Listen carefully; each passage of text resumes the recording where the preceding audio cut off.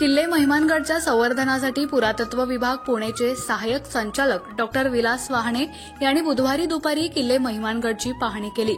गडावर जायला रस्त्याची सोय व्हावी आणि विजेची सोय व्हावी या दोन प्रमुख मागण्या महिमानगडकरांच्या आहेत। या दोन समस्या जाणून घेत डॉक्टर वाहणे आणि समन्वयक प्रियांका चव्हाण हे काट्याकुट्याची वाट तुडवत असलेल्या पाऊल वाटेने गडावर पोहोचले।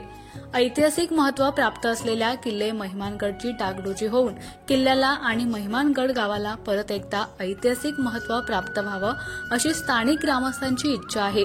यासाठी महिमानगडचे अमोल एकळ हे ग्रामस्थांसह सातत्यानं पाठपुरावा करत आहेत। त्या अनुषंगानं डॉक्टर वाहणे आणि पुरातत्व विभागाच्या समन्वयक प्रियांका चव्हाण यांनी किल्ल्याची पाहणी केली। यावेळी त्यांनी गडाची तुटलेली आणि अर्धवट अवस्थेतील तटबंदी, किल्ल्याचा मुख्य दरवाजा, किल्ल्यावरील हनुमान मंदिर, गडावर असलेल्या ऐतिहासिक बारव, पडझड झालेले अवशेष पाहिले।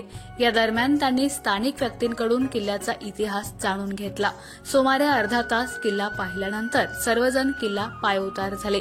यावेळी अमोल एकळ फाउंडेशनचे संस्थापक अमोल एकळ, महिमानगड ग्रामपंचायतीचे उपसरपंच विजय चव्हाण, नारायण जाडकर यांच्यासह ग्रामस्थ उपस्थित होते।